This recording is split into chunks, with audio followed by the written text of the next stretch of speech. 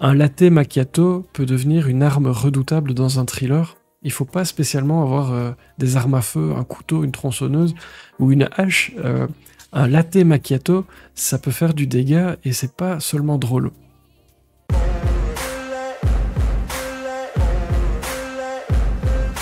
Tu vas me prendre pour un cinglé, mais en fait, je suis passé par un mot allemand. C'est parti de là. J'ai vu un mot allemand, je me suis dit, tiens, il veut dire quoi? Et de là, je suis parti un peu en cacahuète. C'est un mot marrant, c'est Schadenfreude, j'arrive même pas à le prononcer, mais il veut dire la joie malsaine qu'on éprouve quand il arrive du mal à quelqu'un. Et bah, tu sais bien, moi, je fais des trucs un peu bizarres avec... c'est du thriller, mais avec de l'humour noir, tout ça. Et je me dis que je vais inventer le livre où quelqu'un crée le malheur des autres. Ce serait un peu comme au lieu de quelqu'un qui tue, bah voilà, ça c'est quand même vu beaucoup et je l'ai fait aussi. Donc je me dis, on pourrait faire autre chose, c'est voilà, avec une espèce d'entreprise comme ça, mais dont le but serait de pourrir la vie des gens un maximum. Ce qui t'a inspiré cette idée de Schadenfreude, ou je ne sais pas trop comment on le prononce, est-ce que c'était une envie d'externaliser, une envie personnelle de vengeance? Ah déjà, rien que le fait d'imaginer tout le monde devoir prononcer ce mot, rien que C'est ça déjà valait très le drôle. coup. Ouais, vraiment. Et alors, pour l'anecdote, c'était mon titre de travail, et donc j'avais imaginé un moment que le livre s'appelle vraiment comme ça, et je vous imaginais aller en librairie et devoir demander le titre du livre. On l'a pas fait, mais c'est drôle. Mais pour répondre à ta question, ouais, c'est vraiment ça c'est réel. La définition de ce mot en allemand, je parle pas allemand, mais j'ai vu la définition, elle m'a inspiré tout de suite. Ça a déclenché un tas de choses, et c'était vraiment ce plaisir de la mesquinerie humaine absolue, puisque ça, c'est un terrain de jeu juste parfait quand on écrit du thriller, qui permet d'être original, mais en même temps d'aller taper dans quelque chose de très noir, de très parfois un peu subtil, c'est-à-dire on a l'impression que c'est drôle, mais c'est drôle tant que ça ne nous arrive pas à nous, et ça vraiment c'est quelque chose qui m'intéressait. Je crois que dans votre vie de tous les jours, hein, vous qui nous écoutez, vous allez, a priori, je l'espère, ne pas tomber sur un tueur en série ou une tueuse en série qui veut vous empoisonner ou vous taillader au couteau. Par contre, et je vous l'assure, quelqu'un qui vous veut du mal, vous en avez croisé au moins une fois. Et j'avais envie d'un livre un peu universel qui est tout public, parce que je pense que à un moment de votre vie, à tous comme la mienne, on en a voulu à quelqu'un et on s'est dit, si je pouvais lui faire un mauvais tour, je le ferais. Et on se dit, en lisant ce livre, ben, à qui est-ce que j'en veux? Ça, c'est ce que tu disais, à qui j'en veux et est-ce que j'avais envie de me venger?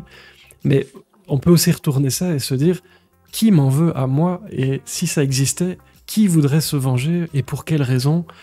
Et c'est un peu toute cette mesquinerie humaine du quotidien, de votre patron, de vos voisins, d'un peu tout le monde que vous pourriez croiser. Eh bien, les petits coups en douce qu'on a envie de faire parfois quand on est énervé, ça c'est très drôle et c'est très noir en même temps. Initialement, je me suis dit, je vais prendre Denis la Malice, je sais pas si vous connaissez, et c'est Bien le sûr. petit garçon qui va un peu embêter son voisin d'une manière voilà, très subtile, ou pas. Et ça, en fait, je me suis dit, je vais en faire un thriller, c'est-à-dire que on parle, c'est presque une comédie, mais en réalité, ça dépend qui vous êtes dans l'histoire. Si vous êtes le petit garçon qui fait des blagues, c'est une comédie. Si vous êtes le voisin à qui tout arrive, il y a peut-être un moment où ça va commencer à être compliqué. Et je vous explique pas pourquoi, Zut, zut. Ouais, les références. Ouah, j'ai 70 ans, 70 ans. Non, mais c'est... je vous dis pas comment, je vous dis pas pourquoi, parce que ça vous gâcherait un peu le plaisir, mais c'est... un latte macchiato peut devenir une arme redoutable dans un thriller. Il faut pas spécialement avoir des armes à feu, un couteau, une tronçonneuse ou une hache. Un latte macchiato, ça peut faire du dégât et c'est pas seulement drôle. Les personnages dans ton roman semblent très proches, justement, et semblent librement inspirés de personnes que tu connais. Ou bien est-il le pur fruit du hasard? Comment est-ce que tu définis ces personnages? Alors pour les personnages, c'est un peu la même chose que d'habitude, c'est-à-dire que je ne copie-colle personne. Donc il n'y a pas un personnage de ce livre que vous pouvez retrouver dans la réalité telle qu'elle. Mais je suis une véritable éponge de toutes les personnes que je peux croiser dans des situations diverses et variées. Et donc je m'amuse à aller chercher des caractéristiques que j'ai croisées, mais je les mets ensemble pour créer des personnages un peu uniques. J'attache vraiment beaucoup d'importance à ces personnages. Mon rêve, et c'est un peu mon but, c'est que vous pensiez pouvoir aller boire un verre avec chacun d'eux, qui vous semble réel, avec des particularités. Il y a des personnages, on va dire secondaires, mais je m'amuse beaucoup avec eux aussi. Pour ceux qui ont lu ou ceux qui liront, il y a un personnage que moi j'adore, c'est le veilleur.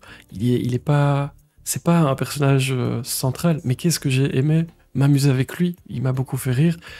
Il y a aussi, pour les premiers retours que j'ai vus, c'est Zia, évidemment, la petite fille de 6 ans qui fait beaucoup parler.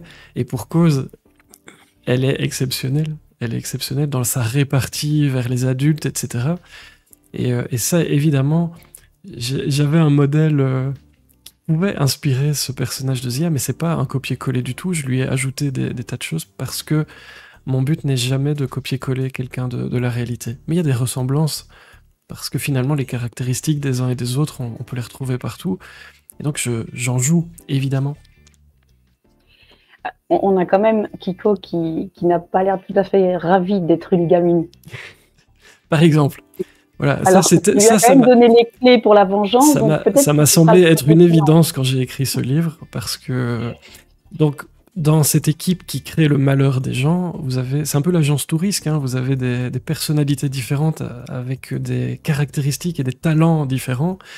Et pour pourrir la vie de quelqu'un, l'informatique, tout ce qui est technologie, IT, c'est quelque chose où on peut vraiment pourrir la vie de quelqu'un, en tout cas en 2025. J'avais donc envie d'avoir quelqu'un qui est capable de faire des choses incroyables avec des ordinateurs.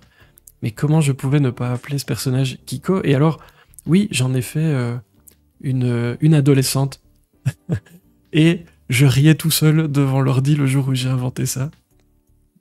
À mon avis, t'as pas fini de le payer. Et est-ce que c'était un fantasme de le mettre en jupe? Non. Non, c'est ce que je dis. J'ai pris son pseudo pour lui faire un clin d'œil parce que c'est ce côté expert en technologie, etc. Mais le reste du personnage, la vie de famille et l'histoire de Kiko dans le livre n'est pas du tout l'histoire de Kiko dans la vraie vie. J'espère pas pour lui, je crois pas. Donc c'est un puzzle, hein, un personnage. Chez moi, je m'amuse à aller chercher des choses. Mais non, il n'y avait pas de fantasme derrière, c'était vraiment le clin d'œil. Et ça, je vais vous révéler une super anecdote, mais je sais pas si les autres personnes qui écrivent, il y en a plein ici avec nous ce soir, font ça. Quand j'ai écrit mon tout premier livre, donc c'est dans la boîte, j'étais parano et je pensais que la Terre entière voulait me le voler. Je vous jure. En réalité, tout le monde s'en fout, à peu de choses près. Donc, je me demandais comment protéger le texte. Donc, j'avais été voir un tas de gens, il fallait le déposer là, il fallait faire ceci. Et une des vraies techniques pour le protéger, c'est d'insérer à l'intérieur du texte un tas d'éléments qui sont invisibles pour la plupart des gens. Mais je vous assure que si on prend le livre mes 4 livres, il y a des tas et des tas et des tas d'éléments qui sont de la vie ou de ce que j'ai vu. Ou par exemple, vous avez croisé la date de naissance de ma maman, vous avez croisé un nom de rue où j'ai habité, mais vous le savez pas. Et un tas d'éléments comme ça. Et ça, c'est la meilleure preuve. Si un jour on devait me demander si c'est moi qui écris plutôt qu'une intelligence artificielle, on peut passer tout en revue et vous allez comprendre à quel point il y a énormément de clins d'œil. Alors, il y en a qu'on peut repérer, surtout quand on est proche. Ça, Kiko c'en est un et c'est facile. Mais voilà, quelqu'un qui a jamais entendu parler de la boîte ou de nous saura pas du tout que Kiko, en fait, est juste derrière moi et qui ressemble pas à une ado. Avec le profil que je lui ai mis. Mais moi, ça m'a beaucoup fait rire. Ouais. Et la petite Zia, tu en parlais tout à l'heure, tu disais que le lecteur l'aime beaucoup. Comme les activités de Renan sont quand même un peu répréhensibles, est-ce que tu l'as créé pour humaniser un peu Renan aussi, ou pour nous le rendre encore un peu plus attachant? Alors, j'avais rarement utilisé des personnages aussi jeunes dans mes livres, donc c'était un peu un défi sur ce livre-là. Et je trouvais que je parlais de mesquinerie humaine. Les enfants sont tellement importants dans ces moments-là parce que eux, ils calculent pas. Ça part en ligne droite. Et un exemple, quand on est auteur, on va parfois dans les écoles, on reçoit des questions des enfants et des élèves. Ces questions-là sont toujours très différentes des questions des journalistes ou des plus habitués, y compris de mes questions à moi. Ils n'y vont pas par 4 chemins. Il y a un côté un peu naïf, mais beau, et il lâche parfois des vérités qu'on se permet plus quand on est adulte, avec une facilité déconcertante. Et moi qui aime l'humour cynique, qui aime la franchise, qui aime ce genre de choses, c'est un personnage qui est parfait pour contrebalancer avec... Si je dois résumer le livre, on m'a posé la question il y a pas longtemps, au centre de tout, il y a le secret. Tous les personnages à l'intérieur de ce livre, et en particulier de Schadenfreude, ont un secret qu'ils veulent plus ou moins protéger, et même des plus proches. Et un enfant, lui, là-dedans, c'est un peu la boule de bowling qui explose les quilles et qui vous met en danger perpétuel. Sur un thriller, quand vous avez un secret à protéger, on peut vraiment s'amuser à se demander s'il va être protégé jusqu'au bout. Et ce personnage-là, oui, et au passage rendait un peu plus humain et fait des références aussi.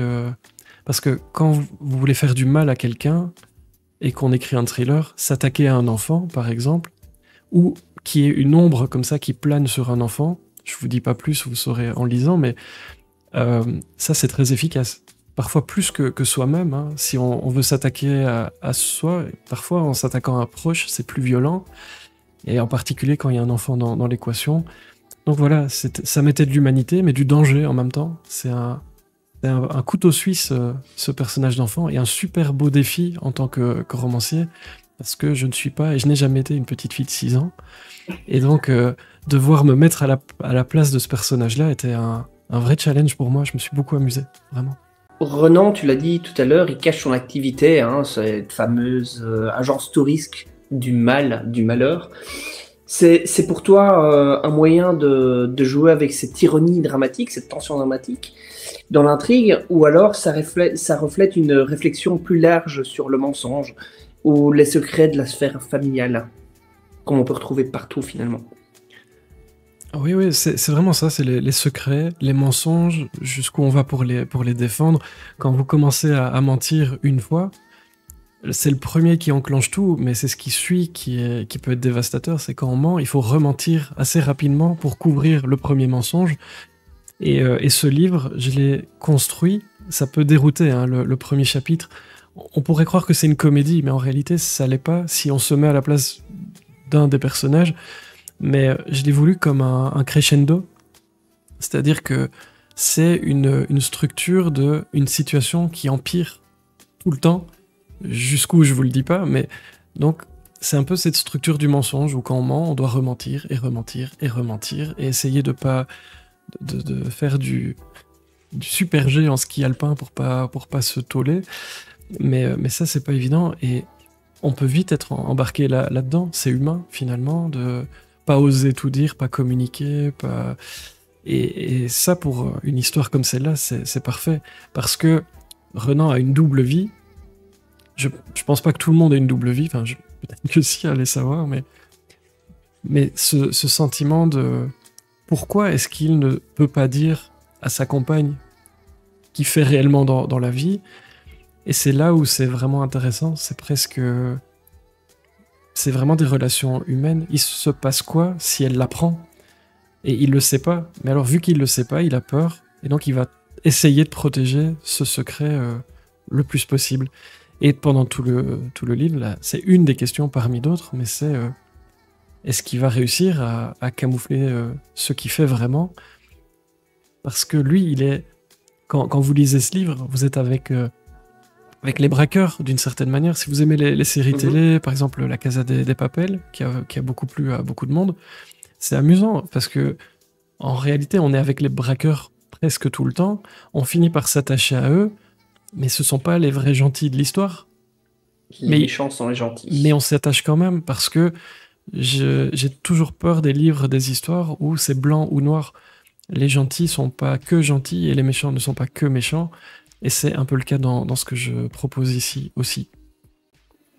Oui, et on le voit d'ailleurs, tu mets la question de la morale un petit peu, elle flotte toujours sous-jacente dans tout le bouquin, avec un dénouement qui peut-être va la remettre en place ou peut-être pas. Ça, on laissera les lecteurs le découvrir. Et toi, c'est quoi ta position sur cette frontière entre justice et vengeance? Finalement, c'est quand même parfois une vengeance qui est initiée par un préjudice qu'on semble avoir, enfin, dont on semble avoir été victime. Mhm. Alors, il y a beaucoup de choses là-dedans. Je pense pas, en tout cas, c'est pas le but. Je suis pas du tout quelqu'un de moralisateur. Vraiment pas. Et donc, ce livre-là n'est pas pour vous dire c'est bien ou c'est mal. Pas du tout. En fait, je vais vous laisser dans votre misère, à chacun d'aller, en lisant ce livre, se demander plusieurs choses. On peut lire ce livre comme un divertissement, et moi je pense que c'est bien. On crache un peu parfois sur ce mot, mais moi, si vous avez passé des journées fatigantes, compliquées, que vous passez un bon moment avec le livre, et que vous me dites c'est un divertissement, je suis ravi. C'est pas donné à tout le monde de pouvoir divertir, donc c'est un beau compliment qu'on me ferait si on le disait. Au-delà de ça, il y a une lecture divertissante, mais ça peut poser des questions sur le monde. Et à vous de les saisir ou de pas les saisir. Ça, c'est pas mon problème. Moi, je vais pas vous dire ce qui est bien ou mal. Ça, ce serait vraiment prétentieux et c'est pas du tout mon caractère. Mais la vérité, c'est si on me demandait, et vous allez peut-être le faire, mais ce que j'aimerais qu'on retienne de ce livre à la fin. Oui, tu spoil nos Oui, questions, hein, je mais suis c'est pas désolé. grave. Mais je me dis, en ayant inventé cette mesquinerie humaine, ces vengeances, parfois très anecdotiques et parfois beaucoup plus violentes, puisque je le disais, un effet assez crescendo. Moi, en lisant ça et en l'écrivant, je me disais, sur quoi on s'arrête? Pourquoi on en veut à quelqu'un? Pourquoi on accepte que un petit truc qui nous a vexés engendre de la colère, de la haine, voire parfois beaucoup plus? Qu'est-ce qui nous touche? Pourquoi? Et qu'est-ce qui fait qu'on a envie de se venger ou pas de quelqu'un? À quel point on est heureux ou pas s'il arrive quelque chose de mal à quelqu'un? J'ai pris l'exemple, c'est un peu pour les plus vieux qui connaissent Vidéogag. Vous voyez quelqu'un qui tombe, c'est pas vous, alors ça vous fait rire. Ou il y a aussi probablement parmi vous qui nous écoutez des empathes qui vont être horrifiés, ils vont être mal parce qu'ils aiment pas que quelqu'un tombe devant eux. Et ça, quand vous lisez le livre, ça dépend de votre personnalité, j'ai envie de dire, vous allez prendre ce qu'il y a à prendre. Mais moi, c'est ma philosophie de maintenant de vie, c'est le truc le plus profond que je vois dans le livre, c'est à quoi on attache de l'importance finalement? Est-ce qu'on ne s'énerve pas avec des choses qui n'ont pas beaucoup d'importance finalement? Et c'est là où je me dis, oui, à la place de certains personnages, est-ce que j'aurais vraiment envie de me venger? Est-ce que c'est si grave que ça? Mais parfois les gens partent en cacahuète complètement et deviennent inarrêtables. Et là, Renan et son équipe, ils rendent ça possible. Et donc, où est-ce qu'on s'arrête quand on a une possibilité de faire appel à eux? Et c'est ce qu'on me dit le plus depuis que le livre existe, c'est cette agence devrait exister dans la réalité. C'est ce que j'ai... Non, pardon. J'ai entendu ça, donc l'agence devrait exister, on serait riche, très franchement, je pense que... Et je crois que je le dis dans le livre, on serait riche. Donc j'hésite à le lancer quand même. Si Renan Frost m'écoute, je vais peut-être faire concurrence, mais... Et l'autre chose, c'est oh, il est mignon le chat. C'est voilà, les deux choses que j'ai entendues le plus depuis que le livre existe. Nathalie Le Signe nous dit qu'elle est en train de lire ton livre, justement en post-opératoire, et que ça la soulage. Est-ce que c'est pas un beau compliment, ça? C'est un des plus beaux compliments qui soit. C'est comme quand on vous dit que vous faites rater la station de métro à quelqu'un, mais... J'ai eu dans mon parcours des personnes qui détestent lire, ou en tout cas c'est ce qu'elles croyaient, et en refermant un de mes livres qui disait finalement c'est pas lire que j'aimais pas, c'est les livres que j'avais. Et ce genre de compliment, si, je vous le disais, vous passez une mauvaise journée, que vous prenez ce petit chaton où il y a écrit Le malheur des uns dessus, ou n'importe quel autre livre, j'ai envie de vous dire, et que tout d'un coup ça vous semble un peu moins dur, que vous êtes un peu évadé, que vous avez rigolé, ou que vous avez eu peur, que vous avez stressé pour un personnage, ou que vous auriez aimé être un personnage et que vous vous mettez à sa place, c'est ça que ça fait, écrire des livres, ça fait passer de bons moments. Et quand on vit des choses comme une opération, ou voilà, quel beau moyen de s'évader que de bouquiner. Donc quand on est la personne qui permet de faire ça, c'est moi quand j'étais plus jeune, c'était Agatha Christie, Dix Petits Nègres, où elle a réussi à gagner contre le sommeil. C'est-à-dire que je devais dormir et je voulais savoir ce qui se passait après. Et donc Agatha Christie a vaincu le sommeil chez moi. Et ça, en fait, il n'y a rien de plus beau dans les compliments qu'on peut avoir que ce genre de choses. Donc je suis ravi si ça fait passer un bon moment à Nat. Si ton style d'écriture était une route belge, ce serait une autoroute flamande, bah, ça roule sans problème. Une voie romaine, ça avance, mais ça secoue un peu.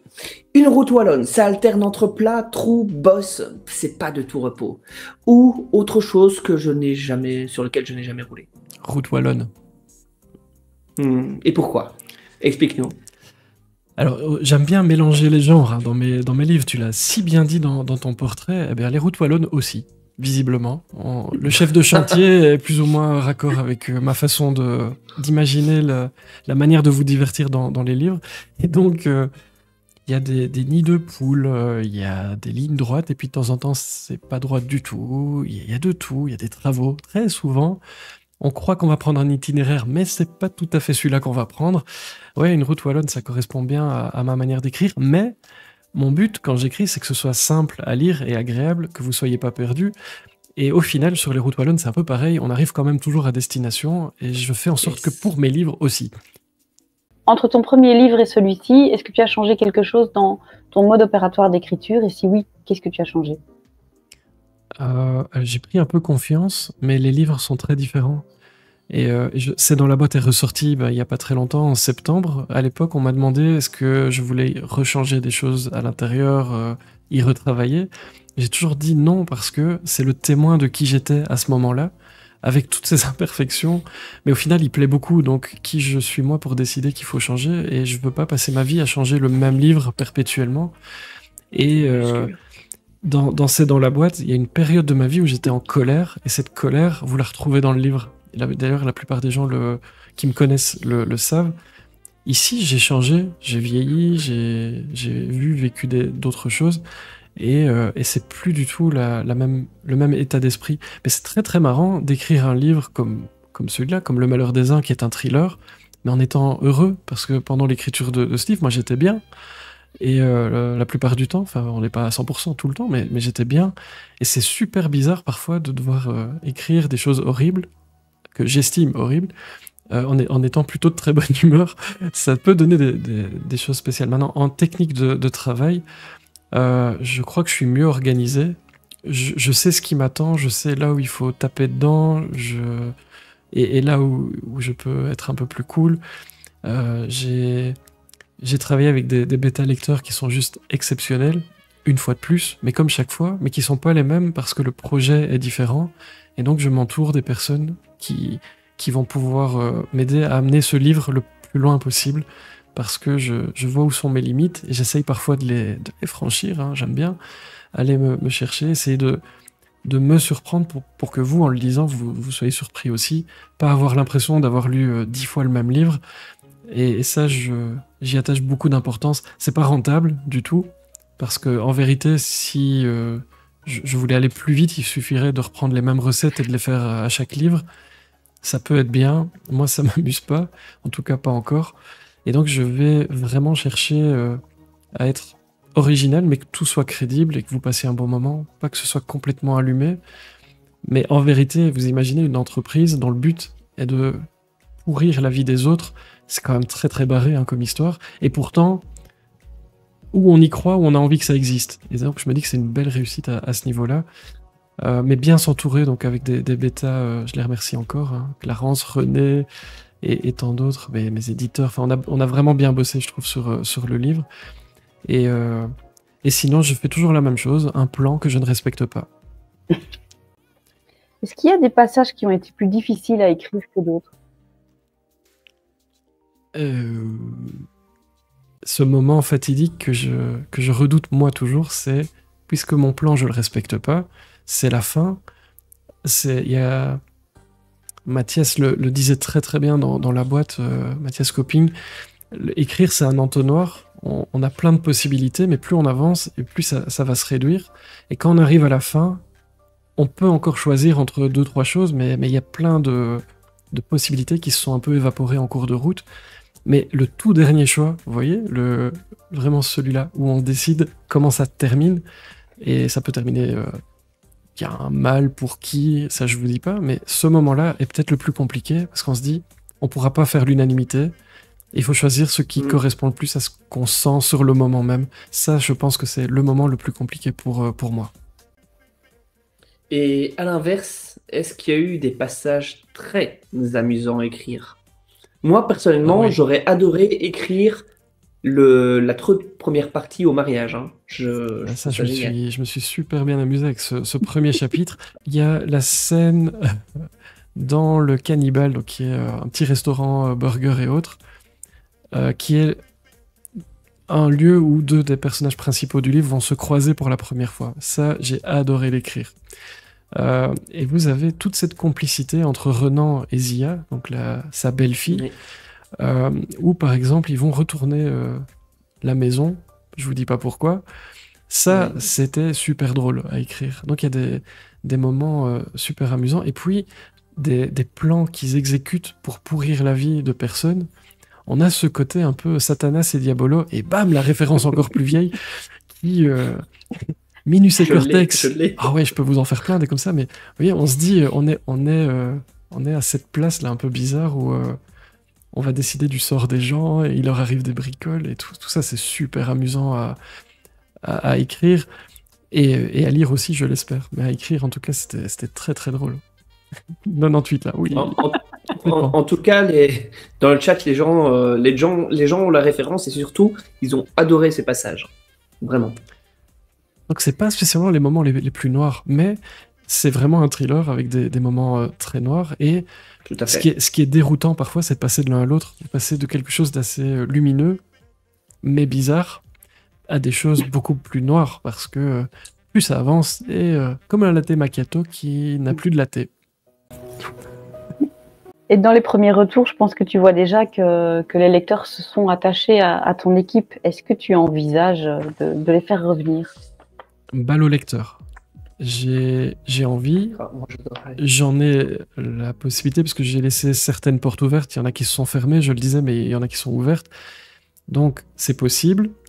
Je vais pas vous mentir, je me suis beaucoup amusé avec ces personnages, donc s'ils reviennent, ça me dérange pas a priori. Mais la vérité, c'est que le livre est un objet magnifique, mais c'est un objet à vendre. Si personne n'achète ce livre et que ça fait pas un succès, alors il y aura aucune raison valable de continuer, à part mon petit amusement Sûr. personnel. Donc quand je dis balle au lecteur, faut pas croire, vous avez, vous qui écoutez et au-delà, vraiment beaucoup d'importance pour nous.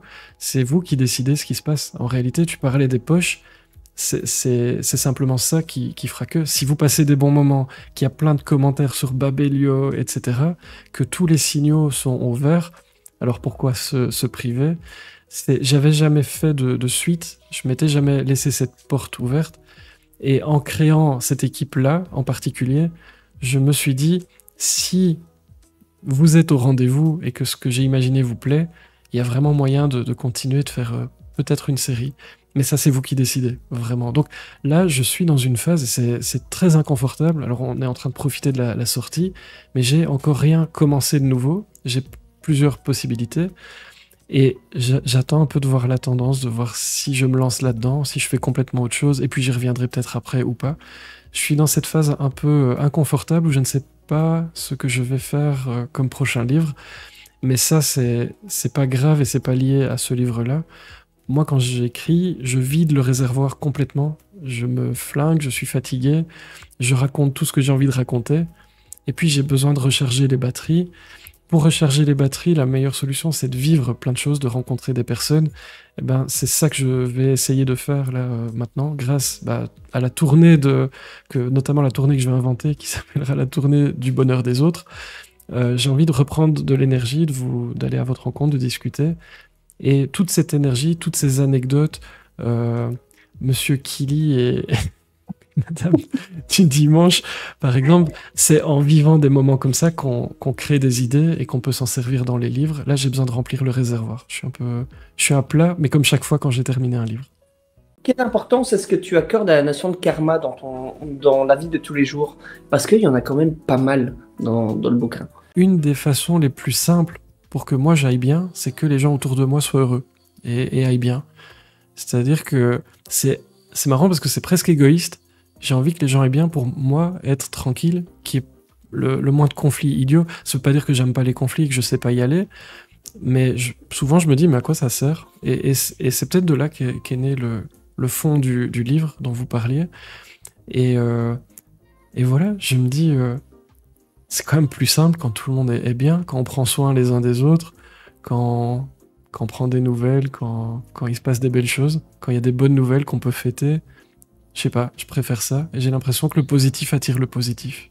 La Et plupart du donc, on a temps. notre réponse ce soir. On a notre réponse ce soir avec le malheur des uns, mais finalement, tu veux le bonheur des autres, simplement. Et le mien. Et le tien aussi, par la même occasion, ce Oui, qui est complètement. pas mal. Mm, mm.